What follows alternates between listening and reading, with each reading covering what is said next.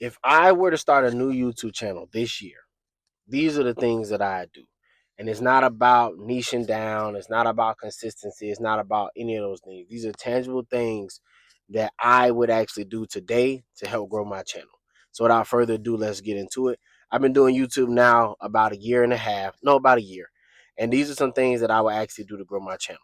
So the first thing I would do is follow trends.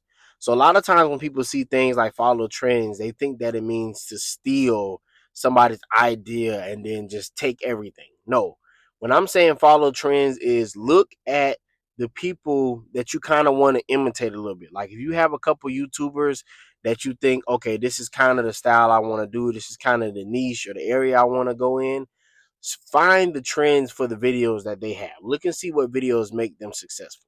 And so sometimes when it comes to looking at what makes them successful, it could be a hook, it could be a script, it could be packaging, it could be different things, and I'll talk about later.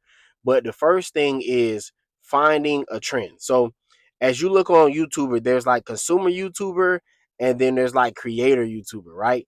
And so consumer YouTuber is like all of these videos, but creator YouTuber is a little bit different. Like as you start making YouTube, you'll start to see that a lot of people make similar YouTube videos, right? A lot of them start to make, similar topic videos. Like if I was to do YouTube, or if I wanted to grow my page, or whatever that niche is that you're in, these are all similar titles. So when I'm saying take a trend, this is how I look at it, right? Remember, everybody in school, we always used to have to write like group essays, or like not group essays.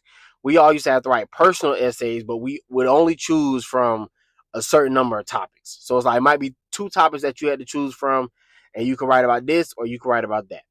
And in a class of 30 people in two topics, people are going to talk about the same thing, but it's going to be their own way of explaining it. So it's the same thing with trends, right? It's not about ripping what they say and do for verbatim, but it's about taking what you see works for them and adapting it to you. And that's what I do on my channel. If I see a title that I think resonates with me, or if it's something that I can put my own spin on for my niche, and you can take this from other niches too. You can take it from gaming niche, you can take it from finance niches, you can take it from vlog style niches, and then you have to apply it to your channel, right? So if I'm talking about growing on YouTube, I can't talk about it from somebody who has 100,000 subscribers because I don't have that. I can only talk about it for maybe smaller YouTubers, somebody who has 10K, somebody who has 5K, somebody who's just getting started, and I can apply that to the content that I talk about. So it's finding the trends that they have, it's seeing the titles or the themes or the concepts that you see over and over again, and then seeing how can I apply this concept to my channel? How can I talk about this? How can I edit it in a way that's simple for me, that I can make it understandable for people and digestible for people, and I can make it relatable? Okay, so that's the first thing, is doing trends. So the second thing is packaging. So this is when you're talking about your title, your thumbnail, your scripting, and all those things. Now, in my experience so far, I don't necessarily think that each one matters separately, but I think it's an all together kind of thing. So here's what I mean by this. It's like going back to school. You're doing a project, right? And say you're doing a science project, like how do I turn water into blah, blah, blah. Your title is important. Your presentation of that topic is important before people even want to get into the topic. So this is what your packaging is. It is your school project. It is your presentation. How are you presenting that to people for people to want to listen to it, right? I know people don't want to sell people, and I understand that, but it's presenting it in a way that people want to click on your project over somebody else's project, right? If you're in a school project and you and a guy or a girl have the same kind of project, right? What is going to make people say, hey, I want to look at your project versus I want to look at theirs? It's going to be presentation. It's not always how edited a video is. It could be how relatable the video is. It could be how clickable the title is. It could be how interesting the thumbnail is. It could be your hook, how you start your video, your personality, your authenticity. This is all of your packaging. I feel like this is probably one of the most important things, right? Because trends can kind of get you in the door, it can get you looked at, but your presentation is like, oh, well, let me go. I got all these doors. I can choose from this one, this one, this one, this one. Now, the trends is all the doors. You're in the building, right? The trends is the building. The packaging is the door, right? It's like, okay, now I got the packaging. Which packaging do I like most? Okay, I like this one. And I'm going through the door. And this is what your hook and your packaging is going through the door, right? And so when you do that, pretty much what you're doing is you're just making it present to people, making people want to click. People want to know your personality. People want to know who you are for real. Not who you want to be, not who you pretend to be on YouTube, but who you are for real.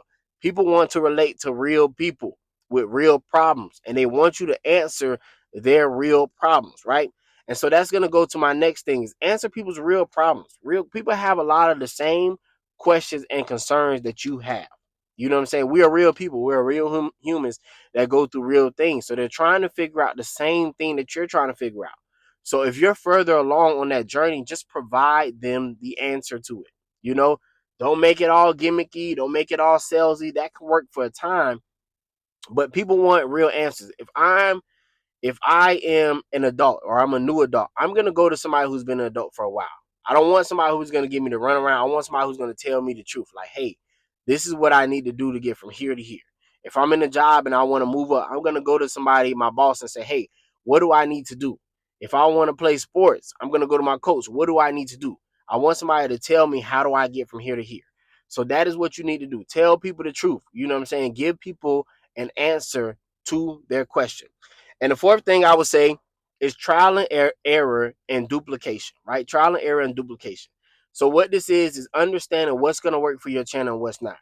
Some a niche that you might want to try or you might start out trying might work well for you at first, and then you might find another one that's actually better for you that you didn't think nothing about. For me, I started with candle making videos. I still love candle making videos. I still do candle making videos, but the talking head videos actually I feel like fit me a lot more right now based on where I'm at. So it's trial and error, it's trying different things and then duplication. As I seen what works on my channel, I do more of that. You know, you don't recreate the wheel. You do more of what that thing is, okay? So if you know that your vlogs are working, do more vlogs. If you know that your finance videos are working, do more finance videos. If you know that your gaming videos are working, do more gaming videos. You know what I'm saying? Don't overcomplicate the process for yourself. Do what works, stop doing what doesn't work. Now, when I'm saying trial and error and duplication, it doesn't mean that you don't try to do new things. You do. But if I'm known for going to this channel for this, and then now they just completely switched and they doing a whole bunch of the opposite, which is kind of what I did on my channel. I am more prone to not, you know what I'm saying? Not it's almost like dead subscribers. Like if I came to you for one thing and now you're doing a completely different thing, it's like having dead subscribers, in my opinion. You know what I mean? They might look, but that's not what they came for.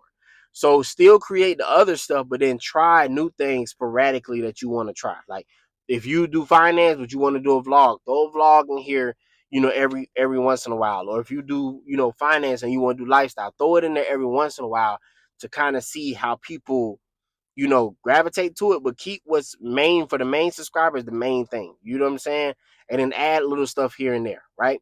So that's what I do. And then you just got to give it time. The last thing is just to be able to give it time, work on it, and watch the outliers. So this is how you are able to do the trial and error duplication is you keep putting stuff out there and you kind of see what people take to and what people don't take to, you know, and then you adjust it accordingly to what it is. So this is what I would do today if I wanted to start a YouTube this year. I think out of all my notes, I think I got everything for you guys. Yep.